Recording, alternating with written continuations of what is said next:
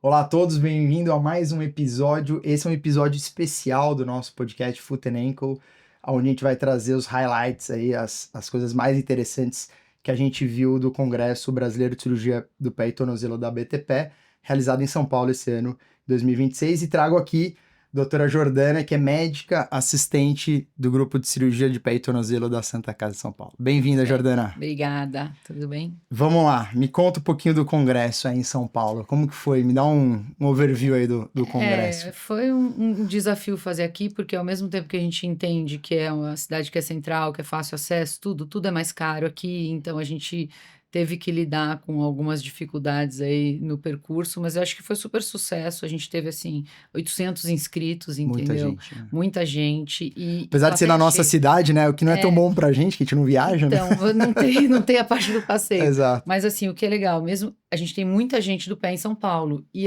o que acontece quando a gente faz evento na cidade é que a pessoa, você dá um pulinho no consultório, Exato. você vai ver um paciente. Não teve isso. A gente teve plateia cheia o tempo inteiro, assim, foi bem legal. E, assim, realmente foi fantástico a minha experiência, o congresso foi maravilhoso, acho que o local também foi muito bom. E o pré-congresso, né, que foi um fenômeno aí. Foi, a gente... Você foi até quase tentando te subornar para novas inscrições, né, porque esgotou rápido, né? Os dois pré-congressos, na verdade, né? A gente teve essa ideia, junto o Macedo ajudou nisso, e a gente queria trazer coisa diferente. A gente não pode, assim, fechar a porta para os ortobiológicos.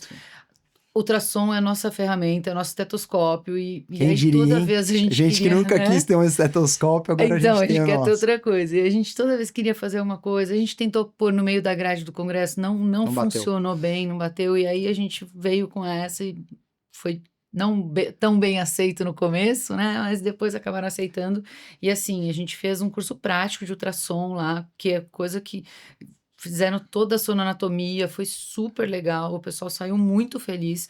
E o curso de ortobiológicos também lotou, assim, sem vaga, o pessoal pedindo, e a gente tinha limitação porque sim, claro, do tinha espaço, os fones, né? O espaço, como era palestra muda, tinha fone, tinha uma quantidade de fones que a gente poderia ter ali, não tinha como aumentar. Sim. E o pessoal lá na hora, não, eu vim só para isso, eu quero, não sei o quê, foi uma loucura. O que eu achei muito legal da parte de ortobiológico foi o convite dos não especialistas em pé e tornozelo, né? O Pedro e o Pedro do joelho, né? E engraçado como eles estão muito à frente da gente no ortobiológico, no joelho, né? O joelho principalmente, tem muito mais pesquisa, tem... Eu brinco, o joelho é uma articulação que não ia dar certo mesmo, né? Porque só dá problema. Mas os caras têm solução para esses problemas também. Então, assim, eu achei que a gente colocar esse pessoal... Porque, assim, você pegar mesmo o pessoal que já faz, e a gente tem um time fazendo bastante tudo, mas não é igual a experiência que o pessoal do joelho tem. E trazer essa experiência deles para a gente poder extrapolar um pouquinho para as nossas articulações ali, eu achei que foi ponto alto mesmo, sabe? Eu tive o prazer de entrevistar o Gregory, que é um grande especialista de cirurgia de pé e tornozelo e em medicina regenerativa. A gente falou muito sobre PRP, né?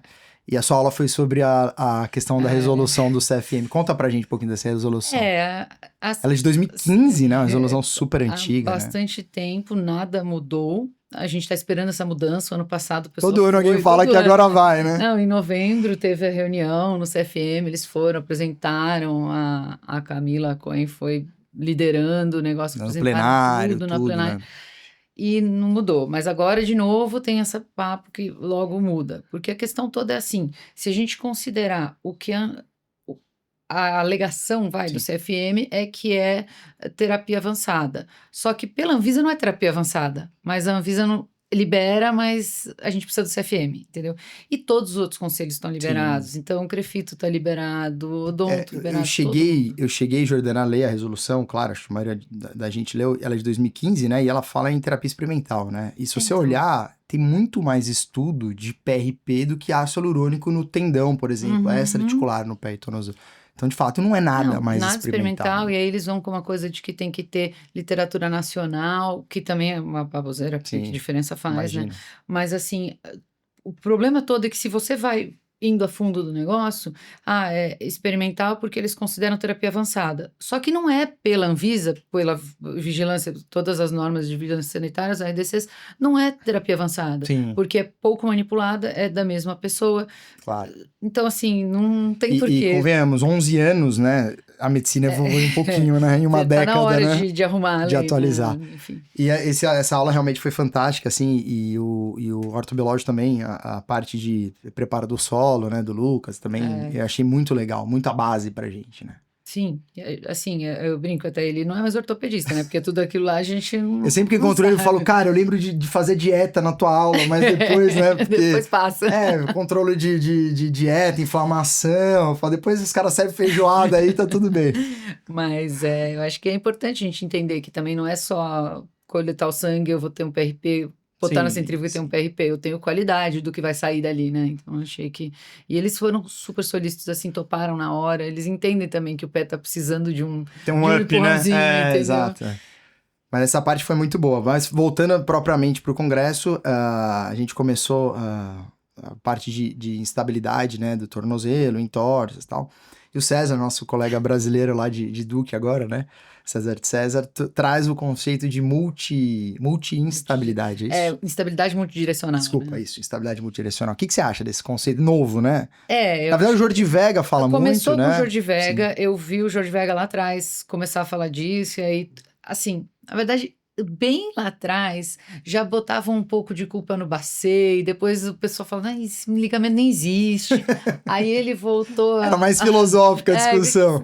Aí ele voltou a descrever folheto daqui e dali, que daí vira multidirecional. Então, assim, o conceito mesmo, acho que voltou à tona com o Jordi Vega, que é o oposto do que o César faz, né? Porque o Jordi Vega é super minimalista, sim, então ele faz all tudo inside, artroscópico e tal, e aí o César vem reconstruindo aquilo com as avenidas. Mas eu acho que faz todo sentido, porque realmente a gente entende que tem uma artrose pós-traumática do tornozelo que não teve fratura. Uhum. Então a instabilidade crônica, ela faz... Ele trouxe esse paper deles, exato, né? Os casos que não foram bem de entorse, né? E tem, a gente vê isso no nosso dia a dia, né? Eu acho que, assim, é uma das coisas que a gente mais vê, muito mais do que artrose primária ou secundária, doenças inflamatórias. A gente vê artrose pós-traumática e nem sempre é de fratura.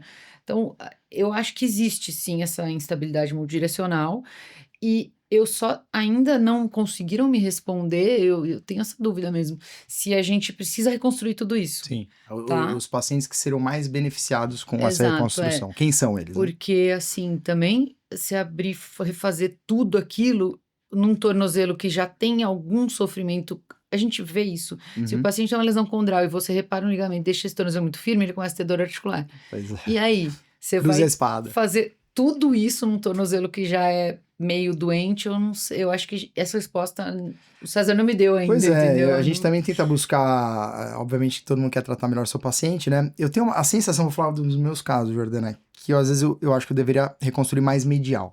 Lateral, acho que Broston, Gold ou Arthrobroston, enfim, é o dia a dia nosso. Às vezes eu falo, putz, será que eu deixo um pouco mais... Você também sente isso ou não? Porque a gente foi criado muito para instabilidade lateral, né? A gente não... Nem para fratura, nem para... A gente... O deltoide, eu brinco que ele é uma montanha-russa, né? Então, o deltoide, ele tá em alta, depois ele tá em baixa. E assim vai. Só que eu acho que no nosso momento de formação ali, o deltoide estava lá embaixo, na montanha-russa, entendeu? Não é culpado de nada, tudo. E aí, eles começaram a trazer muito do deltoide por causa da deformidade colapsante, e a gente começou a olhar com outros olhos. Então, eu tenho essa mesma sensação. Às vezes eu falo, putz... E mesmo o paciente, que às vezes você parou, ele tá bem, tudo, mas ele ainda, de vez em quando, tem uma dorzinha. Tá, eu chuto, quando bate a bola aqui, dá uma dorzinha. Sente um pouco ainda. Putz, será que a gente tá olhando pouco para esse ligamento? Porque é difícil reconstruir, porque na instabilidade é a fibra, é o deltoide profundo que tá lesionado, daí é mais... Mas assim, eu particularmente, eu reparo lateral aberto. Só que eu sou super fã de um Broston medial, entendeu? Porque daí você consegue pegar tudo ali. Então eu acho que a gente... Precisa olhar com um pouco mais de carinho aí para esses entorses. Eu não acho que todo aquele monte de folheto do Jordi Vega, você tem que... Qualquer coisa que você faz ali lateral, até que vai bem. E é engraçado tanto. Nas aulas do César, né? Essa questão dessas instabilidades, enfim, ele sempre traz a tomo com carga, né? E eu sempre fico prestando atenção lá, e depois eu lembro que eu não tenho, eu tomo com carga. Vai me ajudar? Acho que é a sensação de todo mundo. Cara, sei lá quantos milhares de papers ele tem que eu tomo com carga. Mas assim, você acha que, por exemplo, ele deu uma aula de sindesmose, né? E na minha cabeça, assim, tomo com carga, o que eu usaria mais hoje? Sindesmose e pé plano. Acho que é. Eu acho que são. Alex Valgo, acho que mais ou menos, talvez. Tá tentando, Danilo tá até estudando isso agora, tudo. Eu acho que talvez ajude, mas é aquele Alex Valgo que não é o sozinho, ele vem com uma deformidade colapsante, entendeu? Esse é o que mais vai te ajudar, acho, na tomo com carga. Mas a sindesmose total, tanto que a gente pede, a gente não tem tomo carga, mas eu faço simulada, né? Sindesmose, carga simulada, aquele entendeu? protocolo que existe, né, para lesão aguda da sindesmose. Eu acho que isso dá uma salvada, e eu acho que uma coisa que a gente deveria fazer aqui na pobreza de não ter coisa é comparar a carga simulada com uma tomo com carga, e aí entender se realmente essa carga simulada é suficiente. É uma boa ideia. Ainda não é a nossa realidade, né? Então, assim, tá vindo. Faz alguns anos que eu escuto, vindo. Eu acho que desde a pandemia, se não me engano, já tinha tomado. Acho que assim, a hora que um trouxer, os outros vão trazer, entendeu? Mas eles não... Mas o que eu achei muito interessante, se não me engano, ele apresentou no tema livre, ou durante a aula dele, que o volume da sindesmose varia conforme a população estudada. Então, ou seja, você não tem uma área, que ele faz análise da área da sindesmose, né? Mas aí, que eu acho pra lesão é legal, porque você tá do outro lado. Claro. Entendeu? Então, você consegue calcular alguma coisa, mas até isso eu tava discutindo com ele, assim, porque é uma área que me interessa, eu acho que assim, eu não gosto muito de pé plano, então, colapsante, eu deixo ele estudar, mas o Zambelli começou um trabalho de artropatia de Charcot, na tomo com carga, eu tô seguindo isso, que eu acho que é um negócio que ajuda muito também, que você fica aquele pé desabado, aí você faz uma tomo que não tem carga, não tá igual o raio-x, mas assim, eu acho que a sindesmose eu tenho bastante interesse, e aí quando a gente pega a nossa tomo com carga simulada, tanto que alguns protocolos já até tiraram o joelho estendido. Eram 3 fases, eram né? 3 fases e tem alguns neutro, protocolos... estendido e fletido, né? Que estão fazendo só neutro e fletido. Porque eles perceberam que esse intermediário com o joelho estendido não faz a carga. O Fleury fez uma coisa que eles conseguiram botar uma balança na plataforma ali... Até foi bem legal, bem desenhadinho isso tudo que eles fizeram, e aí, teoricamente, você só precisa da flexão. E aí você vai fazer o quê? Porque no cone beam você também não consegue fazer razão, né? Verdade, porque você tá joelho fletido. Você tá com o joelho estendido, né? Com dor ali. Uma coisa ele dá uma puxadinha, outra coisa ele agachar, fazer flexão e rotação externa para fazer. É rápido o exame, né? Eu acompanhei o pessoal fazendo, é super rápido, mas assim, eu não sei se a gente consegue simular do jeito que a gente simula. Por outro lado, também não sei se o nosso paciente puxa o jeito que ele deveria puxar, entendeu? Muita variável. Acho que então, e a tomo com carga, acho que os trabalhos que eu assim, pelo menos que mais me chama atenção é relacionado ao pé plano, né? Apesar de você não gostar de pé plano, fiquei sabendo disso agora, viu, pessoal? Eu não sabia disso antes. Mas tá em pauta aqui, vamos falar. A gente tem a aula, assim, a mesa redonda do Túlio foi pra mim sensacional, porque é minha dor também. Você tem muita avaliação pré-operatória. E intraoperatória, pô, você olha ali, corrigiu, não, vou fazer o cotton. Pô, qual que é o parâmetro, né? Qual foi a sua sensação ali na mesa? Realmente isso? Assim, que tem muito exame pré, especialmente tomo com carga, e intra, tá todo mundo na mesma há muitos anos. Tá todo mundo na mesma. E mesmo assim, você fala, tá bom, eu tenho tomo intraoperatório, a gente tem no license, você tem o ar, mas você faz? Não vai fazer, e você vai ter que simular uma carga, né? Não vai resolver seu problema, entendeu? E mesmo aí que eu acho também, tudo isso que a gente enxerga, e eu acho que tem um divisor de águas ali, para deformidade colapsante tem um divisor de águas mesmo da tomo com carga, a gente começou a enxergar coisas que a gente não via, e eu acho que isso melhorou a nossa correção.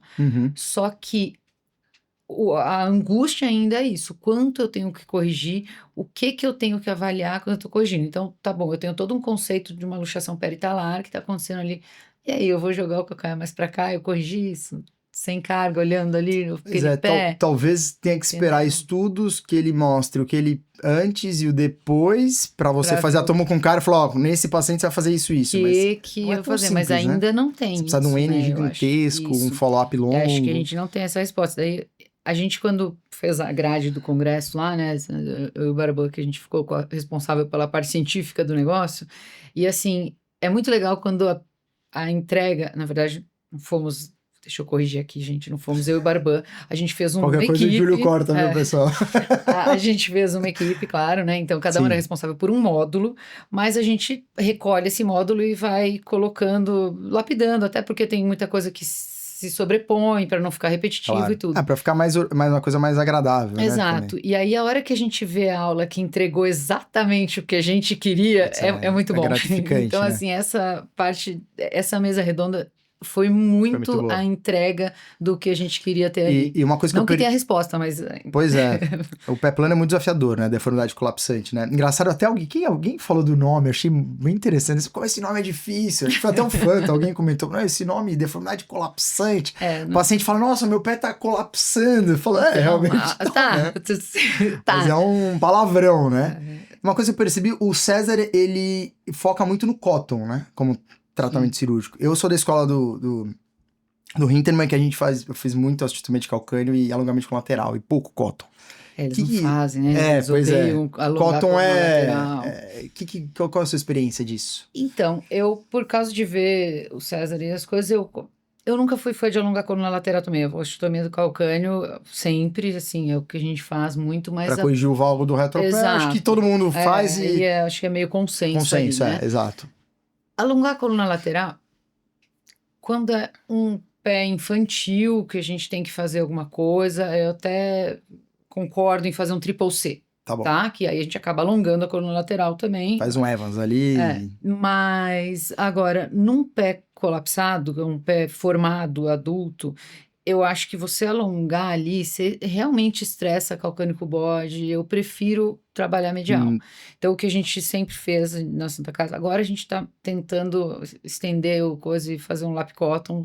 Tô gostando da ideia, em alguns casos. Ontem até eu operei o outro pé de uma paciente que eu operei há 4 anos, ela tá ótima, super feliz com o lap cotton dela lá. O que não é fácil, né? Não é fácil. Eu já fiz alguns e realmente, tecnicamente, fácil, não é tão simples. Lapidos já não é... entendeu? Aí você vai dar uma dificultada nele, né? Mas o que a gente só bota o enxerto, Lapidos com enxerto, realmente. Veja, o que a gente fazia na Santa Casa, tirava a cunha ali, tudo, fechava às vezes com fio. Sim, para poder estabilizar, né? Mas eu gosto, eu acho, porque essa questão do pé tá supinado ali, você consegue corrigir melhor com o cotton, entendeu? Vou polemizar agora, hein? Não estava previsto, mas vou polemizar.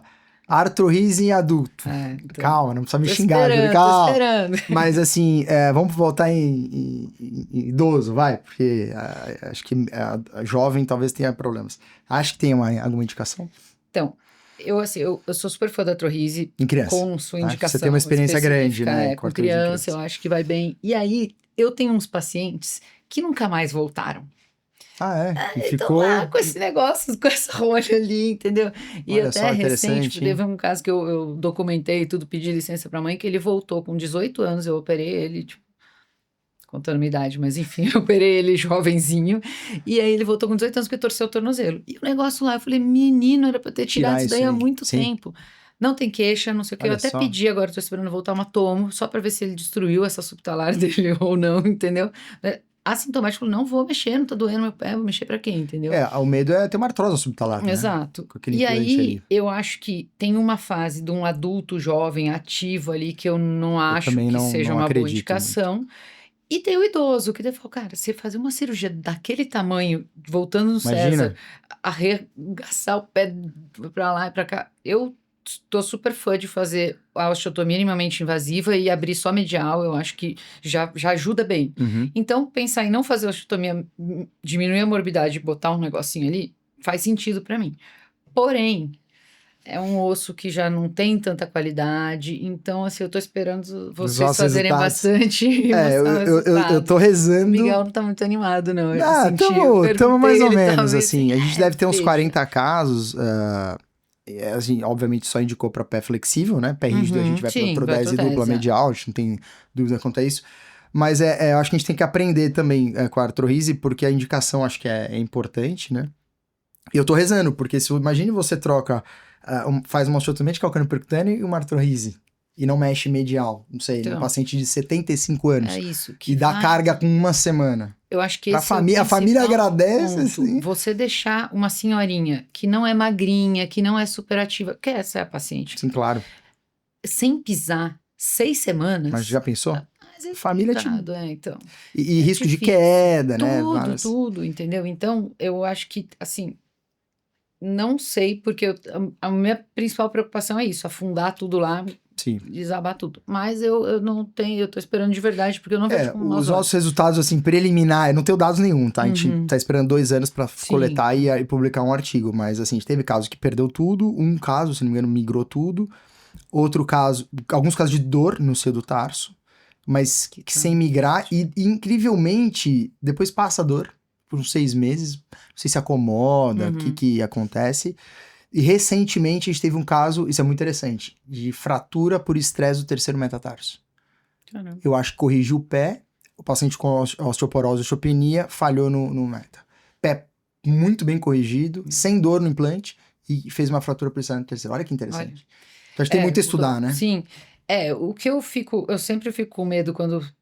Porque, assim, a gente tem uma tendência também, o pessoal do pé tem muito, eu vou procurar técnica menos invasiva e tudo. Eu acho que a gente tá nesse caminho, é ótimo. E não só a gente, né? Agora, Coluna faz isso, joelho. Sim. Quem vai fazer um LCA aberto hoje em dia, né? Mas eu tenho um pouco de medo da gente também sair falando exagerar, né? E o pessoal começar a colocar em todo mundo ali, entendeu? Não é assim.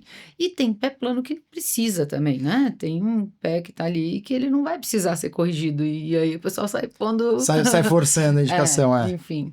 Mas eu acho que se a gente tiver um caminho para diminuir morbidade e acelerar a carga para esses pacientes mais velhos, putz, penso que... É o objetivo. E falando de cirurgia minimamente vazia, vamos pro Alex Valgo, a Joanete, né? Eu vou pular minha aula, não vou ficar falando de mim, mas... Sabe que eu tô... Agora eu tô... sem fixar. É mesmo? Depois te conto.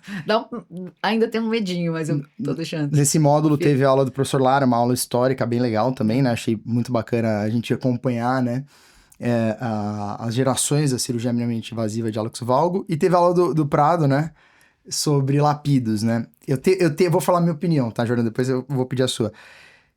Eu acho que o Mika vai 90% dos Alex Valgos e vai ter sempre o lapidos para instabilidade, né? E ele mostrou complicação de lapidos. Ainda eu falei, meu Deus, eu não gosto de fazer lapidos. Agora eu não gosto mais.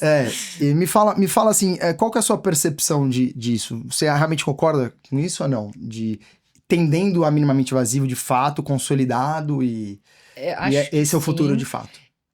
A única coisa que eu acho, assim, eu não gosto de lapidos também. Assim, não é que eu não gosto, eu acho que é uma puta uma cirurgia maravilhosa. Só é chata de fazer, tecnicamente é mais complicada, exato. O pós-operatório é diferente, exato. Né? Nesse sentido. O que eu acho, a única coisa que eu acho que a gente ainda precisa enxergar no Mika, e eu acho que sim, antes, assim, antes de fazer cirurgia percutânea, eu tinha para leve / moderado isso, para grave isso, e era assim, e aí recidivava uns e não outros, aí você fala, puta, o que tá acontecendo, o que eu tô errando? E de repente você tem Mika que cabe quase todo mundo ali, entendeu? Só que eu acho que essa instabilidade, ela é difícil de avaliar, e esse conceito todo que a gente aprendeu, e agora eu acho que estamos vendo que não é bem assim, que você pode fazer o Mika porque você estressa ao máximo. Eu lembro quando eu fui a primeira vez ver o pessoal falando, não tem problema nenhum com instabilidade, porque você vai estressar o máximo que der tarso metatársica, e daí não vai travar. Inclusive eu tô nesse artigo. Não vai travar. Eu tô nesse artigo. Mundo, entendeu? Então eu acho que isso a gente o ponto que a gente tem que tomar cuidado com o Mika. Serve para muita coisa. Sim. Pós-operatório é melhor, o paciente fica mais feliz, o pé fica inchado. Sim. Fica inchado. Mas o paciente tem menos dor, ele fica mais feliz, a correção é muito imediata, né? Você olha ali na hora e já fala, nossa, que incrível. Só que me incomoda o conceito ainda que muita gente acredita que eu posso fazer para tudo porque eu estou estressando a tarso metatársica e não tem problema se tiver instabilidade, eu não concordo. E o Prado mostrou no anal dele, né? Estabilidade tem tudo a ver com o lapidos, óbvio. Estabilidade da coluna medial. Do jeito de fixar o lapidos. Que ele, com o parafuso que pega a base do segundo ou sem. Você costuma fazer de que jeito? Você...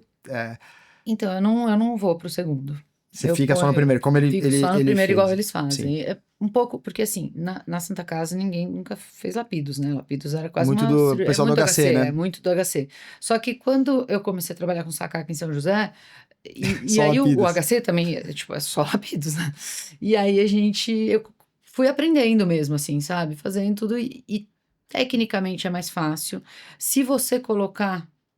o corte fica mais difícil quando você não conta com o segundo. Uhum. Porque quando você conta com o segundo, você fecha, teoricamente, esse espaço. Então, você tem uma inclinação aqui da articulação, né? Você tem que cortar mais, encurta mais, mas aí você conseguir botar isso reto em cima ali, eu passo um parafuso de compressão e põe uma placa. Uma placa, sim. Eu fui pra Suíça ver o cara fazer aquela placa plantar. Fiz não gostou difícil. muito. Nossa, tentei fazer uma vez, É difícil. menos anatômico, eu acho, Não né? É mais confortável ruim. dorso medial. Né? Exatamente. Assim, tudo bem, a placa às vezes incomoda. Eu já tirei algumas porque incomoda um pouco, mas só parafuso também não me agrada muito, não. E lapidus percutâneo? Difícil? Nunca nem tentei, nem me arrisco com isso. Que eu sou. Tecnicamente é difícil aberto. Né? Então, é isso. Eu acho que. E eu falo isso pros residentes, eles chegam, nossa, na fúria, vamos marcar perguntando que eu falei, calma, aprendi a fazer o negócio. E aí, a gente tem dificuldade de fazer aberto o negócio, não. Tem uma empresa que desenvolveu um guia para lapidus percutâneo. Eu testei esse guia, eu achei fantástico, não testei em cadáver, não testei em gente, mas assim, você fixa ele, várias fixações, né? E ele tem você direciona o corte da fresa. É isso. É o melhor. Guia deve Só que na hora de passar o parafuso, o guia tava batendo, mas acho que pra mim o mais difícil ali é o corte, né? Óbvio. Né? Eu pra não acho ficar em extensão, meta, não encurtar muito. Do né? Mica. Por mais guias que surjam, depois que você pegou o jeito ali, você quer o guia, sai guia. O guia te atrapalha, entendeu? Então eu acho que o parafuso não é problema, mas o corte me assusta um pouquinho, né? Fazer. Vamos pra sua aula então. Conta a sua aula aí de artrodese. Como que foi? Então, na verdade, isso também foi um módulo que quem organizou primeiramente o módulo foi o Bitar, né? Porque ele tem a experiência dele do HSS. Tudo era um módulo de artrose, né? E aí, de osteoartrite de tornozelo. E a gente falou assim, pô, botar um monte de prótese aqui não é nossa realidade. Sim. É assim, eu acho que... O custo da prótese é muito alto. É muito alto. Então, hoje a gente tem muito consolidado que a prótese funciona, as novas gerações de prótese são excelentes, mas... Os guias são muito bons, né? Os guias são ótimos, você tem prótese de revisão, que era outra preocupação que a gente tinha aqui, né? Tipo, mas, assim, o SUS tá longe de ter. O pessoal da Colômbia, eles têm no sistema público, né? Então, eles têm um treinamento de prótese. O Santiago que faz, né? E aí, assim, eu fui pra Stryker fazer um curso. Pode, não tem problema. Fazer um curso de prótese, e aí tinha um pessoal da Colômbia. Os caras fazendo com o pé nas costas, entendeu? Eu lá, aprendendo e tudo. E aí eu falei, pô, né? Como assim? Vocês não são tão mais ricos que a gente, pois né? Veja. E aí ele falou, não, é porque o governo colombiano fez um acordo e tem prótese no SUS da Colômbia, que eu não sei como é que chama, público. Mas o sistema público colombiano tem. Então, eles têm um N, tanto que o Guerreiro tem um monte de trabalho e tudo de prótese por causa disso. Aqui tá longe de ser nossa realidade. Assim, o custo é muito desproporcional, entendeu? Mesmo que você faça uma artrodese com placa, que biomecanicamente é mais estável, tudo, com placa e parafuso, vai custar 1/10 do que custa uma prótese. Então, plano de saúde, você não consegue, você tem que ficar brigando, um ou outro faz. Então, ainda não é a nossa realidade, né? Aí por isso que a gente pensou isso, a gente tem que ter no meio desse módulo artrodese também, né? E aí o Rogério mandou bem em colocar como é que eu faço uma boa artrodese, né? Porque também a artrodese não é super simples, né?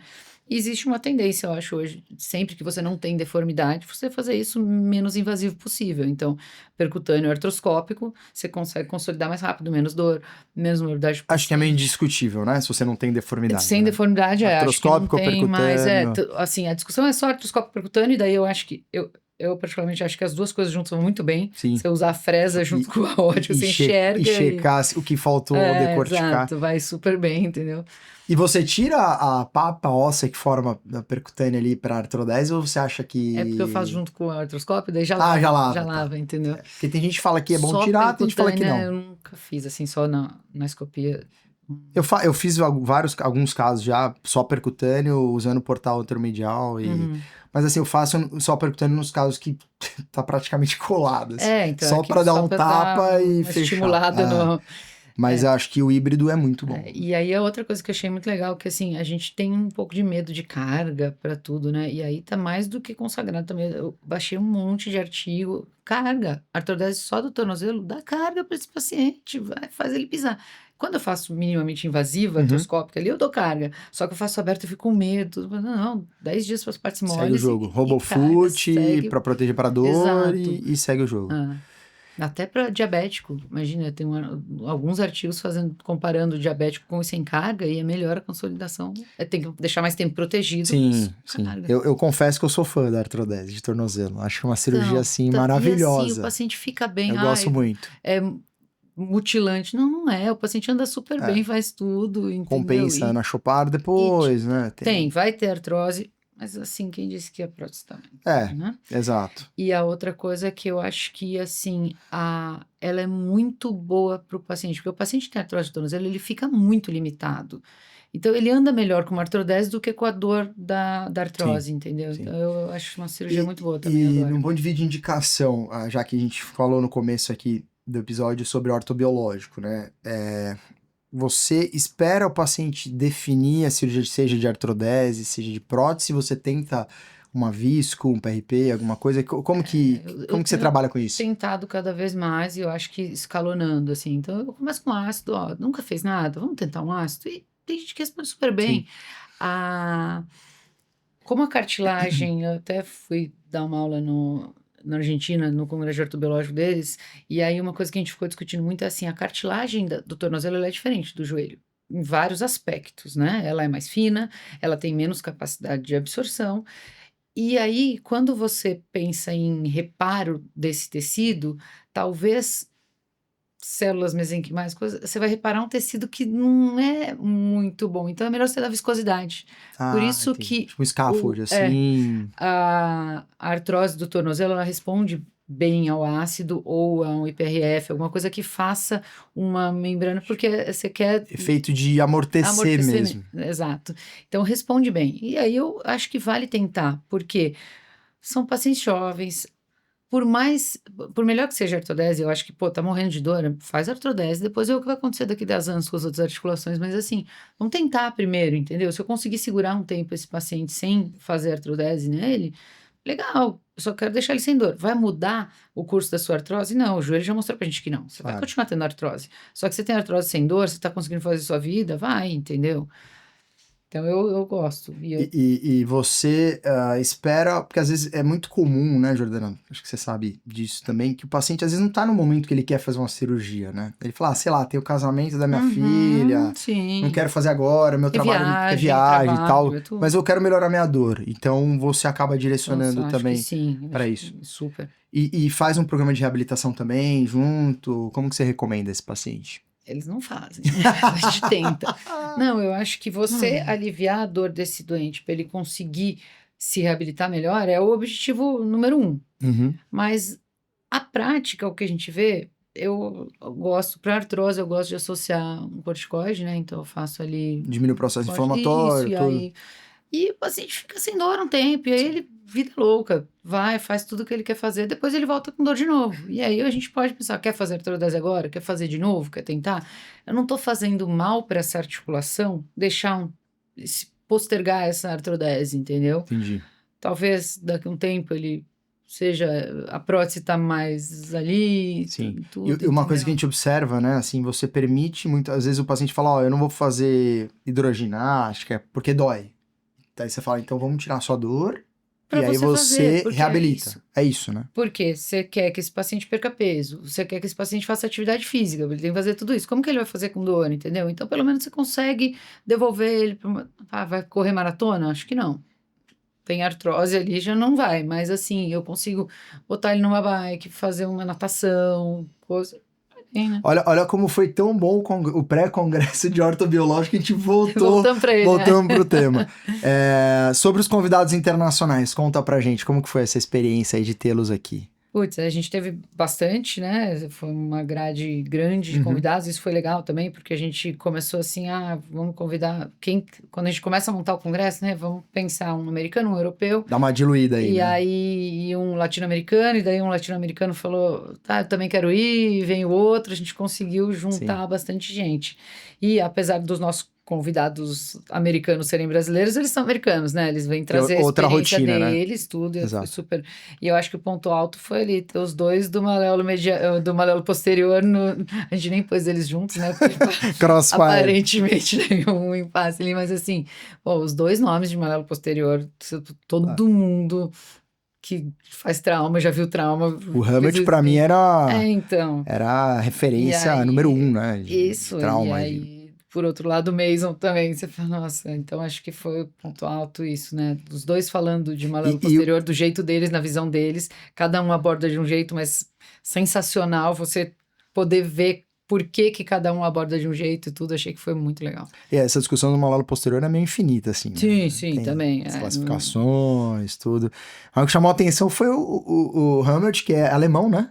Falando em espanhol, um negócio Melhor assim do que nós, eu não imaginava. Eu falei, não é possível, o cara tá falando fala espanhol. muito bem espanhol. Impressionante, né? A coisa foi uma grata surpresa aí. Então, aí ficou essa sensação, até o momento falou assim, nossa, teve pouco convidado internacional. Eu falei, não, a gente teve muito, porque assim, a maioria ou falava português, os americanos, nossos convidados americanos falam português e os nossos convidados alemães falam espanhol. Então, assim, ficou não precisa nem de tradução, né? Já deu uma economia no congresso, teve, né? mas teoricamente não precisaria mesmo, só pro Mason. O único que falava que inglês. A gente realmente, alguém que não entenda inglês não entenderia, que até para quem entende inglês, né, ele tem um inglês bem inglês mesmo, né, então, mas foi só para ele mesmo. E sobre o Malelo Posterior, né? qual que é a sua opinião, me fala?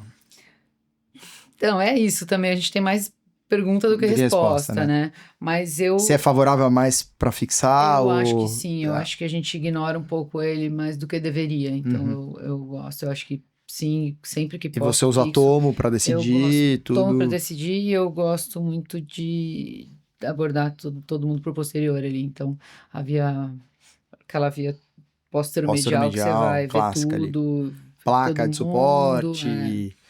Então, isso já tem muitos anos, né, que a gente tem falado sobre isso, né? O Arrondo tem uma modificação, né, dessa via posterior-medial que ele aborda até a fíbula. Acho um pouco too much, mas eu já fiz alguns casos assim. Também é uma boa indicação, às vezes. Porque às vezes a condição de pele está mais ou menos lateral e aí você chega lá, só que você tem que fazer uma avenida também, né? Mas eu acho que ali a via posterior vale. Você pegou a comissura, pegou a articulação, tem que abordar. A gente ignorou durante um tempo esse Malelo, mas acho que eles estão certos ali.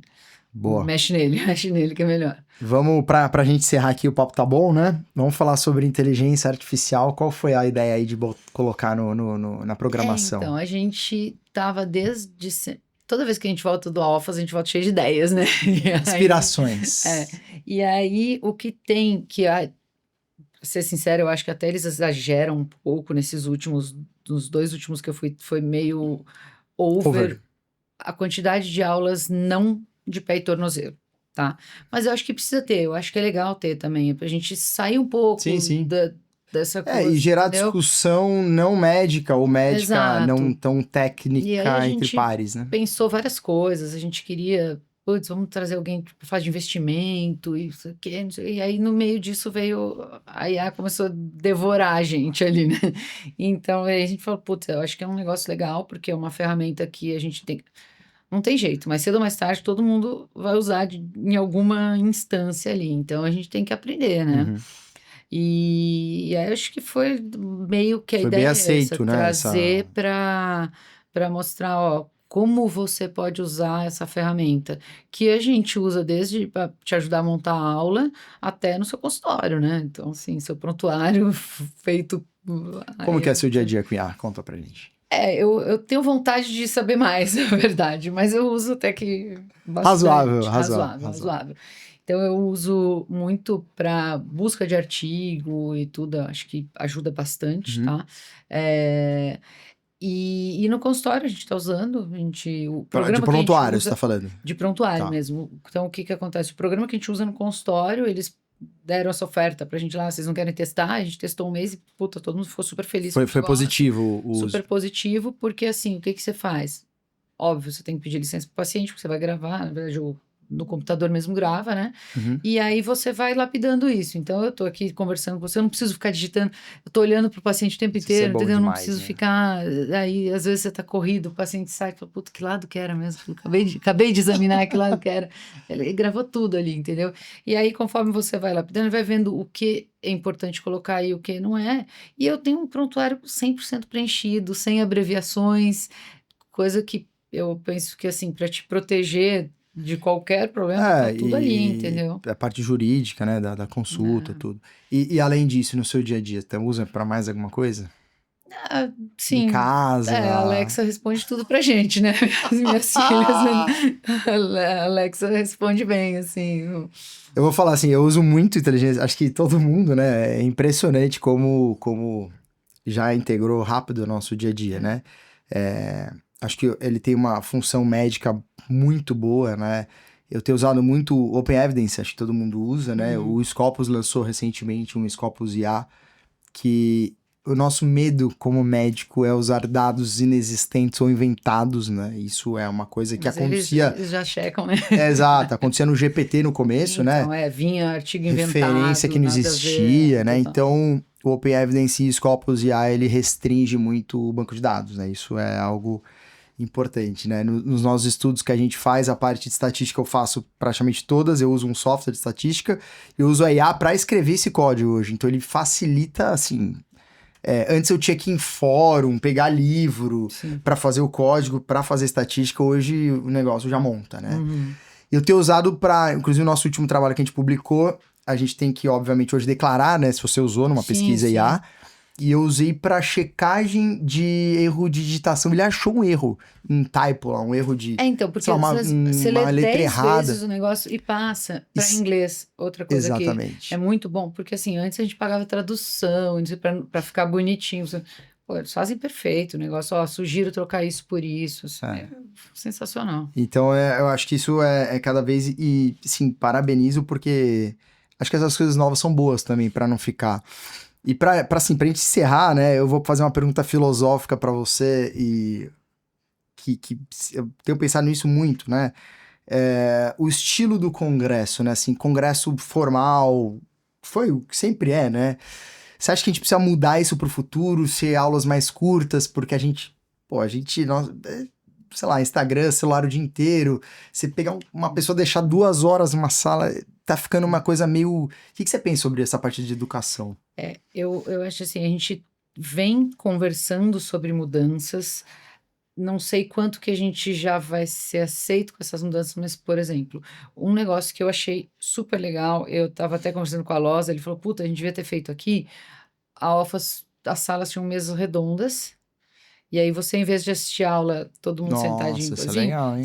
então assim, a gente tá numa mesa redonda aqui. Você se senta de frente com outra pessoa. E aí ele tem tempo entre as coisas, o tempo das discussões, geravam-se discussões de mesas redondas ali, entendeu? Porque nem todo mundo levanta no microfone e vai fazer uma pergunta lá, Claro. mas você quer comentar aquilo que você acabou de ver, entendeu? Então, isso gera uma discussão com alguns pares que você sentou junto ali, e aí a parte mais legal é assim, eu comecei a ver isso lá, se você sentar numa mesa que você não conhece ninguém, é melhor ainda, porque você daí pode falar você um monte de pega coisa. daí você pega ideias Sim. e tudo, entendeu? Mas eu acho que a gente ainda é meio condicionado. E a outra coisa que eu acho que a gente tem é que isso definitivamente, ou a gente vai ter que encurtar temas assim, porque nunca sobra tempo para discussão. A melhor parte de qualquer congresso é a parte da discussão. Sobrou tempo para 2 perguntas. Aí sempre as mesmas pessoas vão lá, umas porque não tem coragem, a pessoa até queria perguntar, mas não tem coragem, vou achar o cara lá depois e pergunto, e outras porque da hora que ele levantou a mão, chegou o microfone e ele acabou o tempo. Então, eu acho que a gente tem que pensar em a gente fica muito na ânsia de entregar muito conteúdo, só que no fim você está entregando um pouco mais do mesmo. Sim. Eu pensaria pro futuro, até toda vez que acaba o congresso eu faço as anotações do que os mudar brainstorms para o aí, próximo, né? Mas você acha que a gente tá chegando numa fase de ter mais dificuldade de concentração ou não? Eu sinto isso nos cursos que eu dou. Acho que sim. A BTP tá ficando mais jovem, né? Então, a cada ano são 60 e poucos novos membros. Sim. Que têm um pouquinho de idade a menos que eu já. E eu também, já. Entendeu? E aí, eu acho que isso, a gente prender a atenção, e a gente faz isso em casa. Sim. Faz seu filho assistir um filme inteiro. A gente também, né? Entendeu? Sério, falando série curta, eu preciso de série curta. Sim. Episódio de mais de 30 minutos eu não quero, entendeu? Então, eu acho que sim, a gente vai ter que dinamizar um pouco isso. Eu não sei se... Aula a gente já não faz aula muito longa, mas módulos muito longos também, no meio deles a gente precisa colocar discussões, porque senão, você olha, às vezes eu fico o tempo inteiro lá, porque você tá meio que coordenando, você olha, às vezes não tem ninguém nem olhando pra frente, assim, entendeu? Então... O que eu costumo fazer, às vezes, nos meus cursos, pode ser meio louco, tá, pessoal? Mas eu começo, eu falo, ó, pessoal, meia hora, eu falo, agora vai parar, meia hora no relógio, todo mundo pega o celular. Não. Pega o celular. Responde 5 minutos lá, agora guarda o celular. Aí mais meia hora sem celular. Funciona muito bem, porque realmente a gente começa a ficar com uma necessidade de... E o mundo também tá te chamando ali. Exato, né? Não tem, porque você começou uma conversa lá, sei lá, com a tua secretária, ela tá esperando você responder, né? Mas só que você tá num curso, tá numa aula, então isso é uma coisa bem interessante. Que isso, para fazer num público de 800 mil pessoas é mais difícil. Mas eu acho que dinamizar é possível, entendeu? Então, assim, fazer mais tempo de discussão e menos tempo de aula. Todo mundo é especialista de pé e tornozelo ali. Claro que a gente tira muita coisa. A gente tá uma hora conversando sobre muitos pontos altos do Congresso. Mas, assim, ninguém tá descobrindo a roda ali, entendeu? Então, eu acho que a gente consegue aumentar o nível científico do Congresso se a gente aumentar discussões. Eu concordo integralmente. Eu o acho que, assim, o ouro do Congresso, né, aquela parte mais valiosa... para mim, é mesa redonda, que é discussão, basicamente, e tema livre, que é inovação. Sim. Né? Então, assim, é onde você vai realmente falar, nossa, olha, aquele trabalho... Inclusive, tem o trabalho do Barban, que eu achei fantástico, do tênis rock. Cara, eu fiquei encantado com aquele. Falei, pô, Barban, isso aqui é não sei o quê. Tipo, me fez pensar muito depois, né? Então, realmente é um tema livre. E aí você fala, pô, olha a ideia, né? Você não precisa de muito, né? E faz um trabalho super legal. Coisa genial, né? Então, eu concordo muito com você e eu acho que é um desafio, né? A educação, a tecnologia sempre tá avançada, sempre tá na frente da educação, né? Seja médica, infantil, enfim. Mas parabéns pelo congresso. Não podemos deixar de falar do trabalho premiado, né? Eu achei que fosse passar, não, claro obrigado. Que não. Foi super legal. Eu acho que isso é outra coisa também. O tempo para tema livre é muito curto. Daí você tem um puta trabalho legal que você tem 4 minutos ali e não dá para mostrar tudo que precisava. Eu não queria falar, mas meu time, né? Eu, Miguel, todo mundo lá do nosso serviço, a gente foi premiado com o melhor trabalho do Congresso, né? Que era um artigo de fratura do metatarso na técnica minimamente invasiva, né? Eu não ia falar, né? Não ia me autopromover, mas a Jordana já fez essa... E realmente eu apresentei em 5 minutos, né? Um trabalho... Que tem toda uma metodologia, tudo muito bem feito. Ele é um artigo muito... Eu li, né? É muito desenhado, muito certinho, e você não consegue em 5 minutos mostrar para todo mundo. E sabe que foi interessante? Que esse desenho é tão legal assim. Eu tô lembrando agora, eu desci do palco e 2 pessoas vieram falar comigo. O Túlio falou, pô, você tem que trocar o parafuso, porque vocês não tentam isso? Assim, poderia ter gerado mais discussão, né? E até ideia para um próximo, entendeu? Exato. Então, acho que essa troca, pô, sai mais 3 trabalhos dali, entendeu? E às vezes, por exemplo, você vai ainda submeter o artigo, então você tem uma crítica prévia, né? Porque não necessariamente ele está publicado. Está publicado. Aí você fala, pô, essa ideia, vou mudar antes de submeter. Mas obrigado. E foi muito gratificante, de fato, ter ganhado esse prêmio. Pessoal, obrigado aí por nos ver até o final. Foi uma honra, Jordana. É realmente incrível poder ter esse bate-papo. Parabéns pelo congresso. Para mim foi altíssimo nível. Realmente te aproveitou muito. E obrigado por vir até aqui. Obrigada pelo convite.